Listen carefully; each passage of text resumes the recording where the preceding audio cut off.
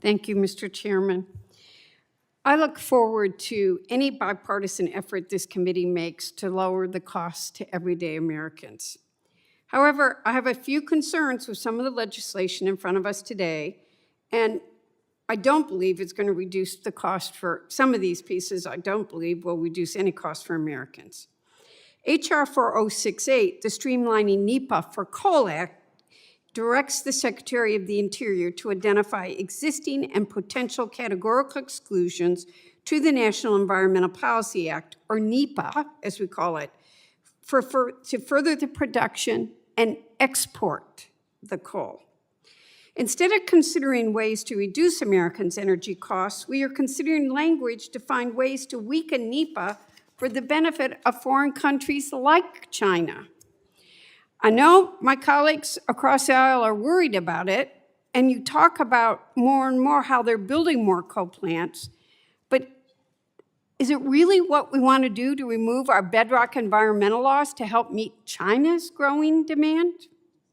Look, I'm going to be honest, I admit it.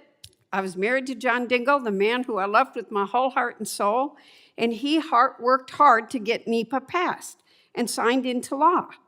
And I'll talk about that in a minute. But what NEPA requires is federal agencies to assess the environmental effects of their proposed actions before making decisions.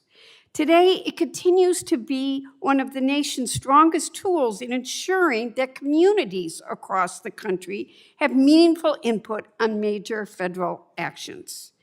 NEPA's basic policy, and by the way, it's around the world, it's considered the Magna Carta other countries talk about it. NEPA's basic policy is to ensure that all branches of government, including the judiciary, give proper consideration to the impacts a project will have on the environment before any federal action is taken. Gaining access to the courts has always been an integral component of compliance with NEPA. Local communities and stakeholders should have the ability to have a strong voice through filing legal challenges when they fear a project is not in compliance with NEPA. And look, right now, I've got a community that is up in arms. It's taking radioactive waste that it doesn't want. It's near water. And by the way, it's not federal law. It's state law that doesn't allow community input to be taken into account on the permitting. And this community is on fire. They're on fire against all of us. And state law needs to be changed on that. But I've seen why community input matters. So as I've made clear at my hearings with all of you, the chair knows I want to work with Republicans on a bipartisan permitting reform efforts, but we must ensure it's done in a way that protects our climate and our environment and our nation's own long-term benefit. And communities should have input.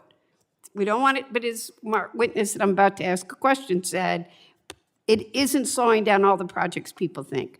Then Mr. Felgus, I have a question on the coal. Is the U.S. domestic demand for coal growing or shrinking?